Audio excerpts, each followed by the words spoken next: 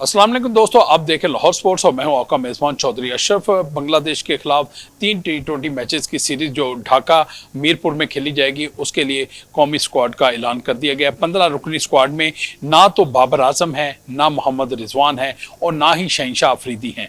बड़ा कहा जा रहा था कि स्किल डेवलपमेंट का जो कैंप लगाया गया था पाकिस्तान क्रिकेट बोर्ड के ज़ेरे तमाम, जिसमें 47 प्लेयर्स को उसमें यहाँ पर उनकी स्किल्स पर काम किया गया था। बाबर आजम ने 2 मरहल में उस कैंप को भी ज्वाइन किया, लेकिन वो पाकिस्तान द्वारा बांग्लादेश के लिए पाकिस्तान टीम में जगह बनाने में नाकाम रहे हैं। इसी तरह मोहम्मद रिजवान, उन्होंने भी बड़ी सख्त मेहनत की थी स्किल्स कैंप में। ऐसा दिखाई दे रहा है कि अब पाकिस्तान क्रिकेट बोर्ड ने शायद T20 क्रिकेट के लिए इन तीनों खिलाड़ियों के दरवाजे बंद कर दिए हैं, लेकिन बाज़ क्रिकेट हलकों की जानब से यह कहा जा रहा है कि अभी जो शहनशाह अफरीदी हैं वो पाकिस्तान की जानब से ऐसी कारकर्दगी दिखाने के काबिल हैं कि वो किसी भी मौके पर पाकिस्तान की जीत में नुमाया किरदार अदा कर सकते हैं। जबकि मोहम्मद रिजवान और बाबर आजम के मुतालिक यही कहा जा रहा है कि उनका स्ट्राइक रेट उन्होंने अभी उस पर कोई काम नहीं किया और उनको डोमेस्टिक क्रिकेट में खेलकर या नेशनल T20 खेलकर अपनी कारकर्दगी को बेहतर बनाना होगा। लेकिन आज जिस 15 रुकनी स्क्वाड का ऐलान किया गया है, मैं उसके बारे में आप लोगों को बताऊं कि जो सलमान अली आगा हैं उनको एक मरतबा फिर पाकिस्तान टीम का कप्तान बरकरार रखा गया है। दौरा न्यूजीलैंड में भी सलमान अली आगा ने पाकिस्तान टीम की क़यादत के फ़राइज़ अंजाम दिए थे और वहाँ पर पाकिस्तान ने जो 5 T20 मैचेस की सीरीज थी 4-1 से पाकिस्तान को शिकस्त का सामना करना पड़ा था। उसके बाद क्योंकि बहुत सारी दीगर भी क्रिकेट खेली गई, पाकिस्तान ने बांग्लादेश की टीम पाकिस्तान के दौरे पर आई, 3 T20 मैचेस की सीरीज खेली गई और लाहौर में ही ये खेली गई और इसमें सलमान अली आगा ने 3-0 से कामयाबी अपने नाम की और ये कामयाबी बड़ी खुशाइन थी क्योंकि इससे खिलाड़ियों का मोराल बहुत ज़्यादा बुलंद हुआ। और क्योंकि अब पाकिस्तान ने जवाबी दौरा बांग्लादेश का करना है जिसमें 3 T20 मैचेस से खेले जाने, जिसके लिए पाकिस्तान का जो 15 रुकनी स्क्वाड है मैं उसके नाम आप लोगों को बताऊंगा। सलमान अली आगा, अब्बास अफरीदी, इब्रार अहमद दानियाल, ये इन्होंने पाकिस्तान सुपर लीग में शानदार बॉलिंग का मुजाहरा किया था जिसकी वजह से अहमद दानियाल को कौमी स्क्वाड T20 स्क्वाड का हिस्सा बनाया गया है। फ़हीम अशरफ जो ऑलराउंडर में हैं, बैटिंग और बॉलिंग दोनों शोबों में उम्दा कारकर्दगी दिखाते हैं, उनको भी स्क्वाड का हिस्सा बनाया गया। फ़खर जमान को जो उनकी जारहाना अंदाज में बैटिंग करते हैं टीम का हिस्सा बरकरार रखा गया है। साइम अयूब जो फिटनेस मसाइल के बाद फिर आए थे और उन्होंने पाकिस्तान सुपर लीग खेली, फिर बांग्लादेश के खिलाफ सीरीज खेली। अब लगता है कि उनके लिए बांग्लादेश का जो दौरा है वो भी उनका इम्तहान होगा। साइम अयूब और फ़खर जमान दोनों ओपनर पर प्लेयर हैं और इनसे ही पाकिस्तान अपनी इनिंग्स का आगाज़ करे। हुसैन तलत मिडल ऑर्डर में बल्लेबाजी भी करते हैं और साथ साथ बॉलिंग में भी एक अच्छा एक्सपीरियंस रखते हैं जिसकी वजह से उनको शामिल किया गया है। Mohammad Haris wicket keeper batsman है। मोहम्मद हारिस ने T20 क्रिकेट में पहली सेंचुरी स्कोर भी बांग्लादेश के खिलाफ बनाई थी, तो अब उनको एक मरतबा फिर कौमी स्क्वाड में बरकरार रखा गया।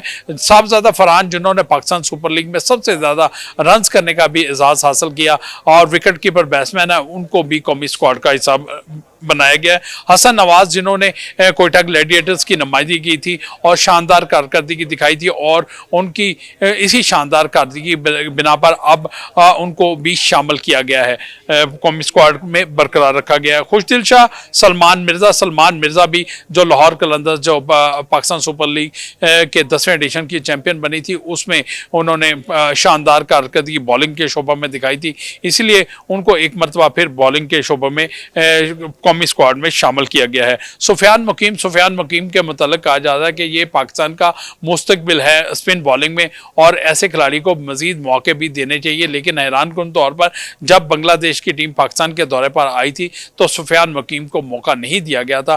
और एक और जो बड़ी चीज़ सामने आई है, मोहम्मद नवाज की कौमी स्क्वाड में वापसी हुई है। मोहम्मद नवाज को शादाब खान की जगह पर कौमी स्क्वाड का हिस्सा बनाया गया है। शादाब खान जो कंधे की इंजरी का शिकार हुए थे और उनकी अब कंधे की सर्जरी भी हो चुकी है, अब उनको रीहैब के लिए वक्त दरकार होगा और उनकी रीहैब के लिए जो 4 से 6 हफ्ते दरकार है, तो उसके बाद फिर वो अपना रिहैब मुकम्मल करके क्रिकेट में वापस आएंगे। लेकिन उनकी जगह पर मोहम्मद नवाज को बांग्लादेश के खिलाफ जो बांग्लादेश के खिलाफ जो सीरीज है, अवे सीरीज है, उसके लिए मोहम्मद नवाज को मौका दिया गया। अब देखना यह है कि पाकिस्तान इन तीन T20 मैचेस की सीरीज में किस तरह की कारकर्दगी दिखाता है, क्योंकि पाकिस्तान के लिए यह सीरीज बड़ी अहमियत की हामिल है, क्योंकि इसके बाद पाकिस्तान टीम ने इसी स्क्वाड में से तब्दीली करके वेस्ट इंडीज के खिलाफ पाकिस्तान ने 3 T20 मैचेस की सीरीज अमेरिका में खेलनी है और वेस्ट इंडीज में वनडे मैचेस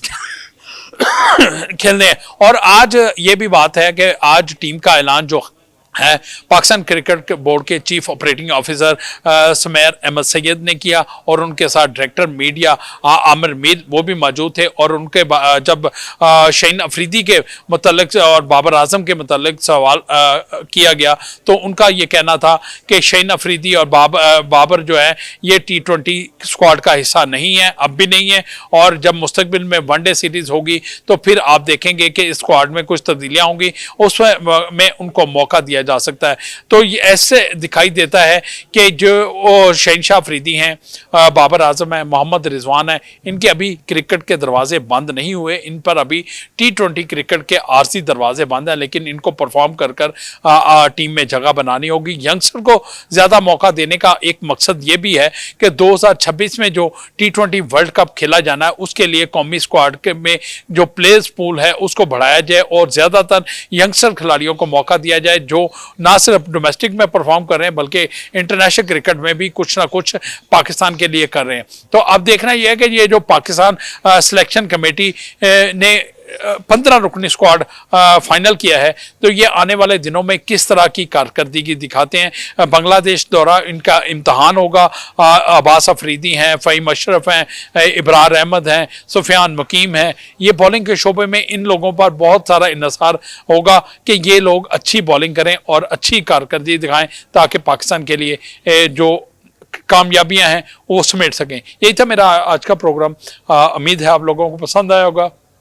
अगर पसंद आए तो मेरे चैनल को लाइक और सब्सक्राइब कीजिएगा। इसी तरह फेसबुक और इंस्टा और टिकटॉक पर भी आप मुझे फॉलो कर सकते हैं।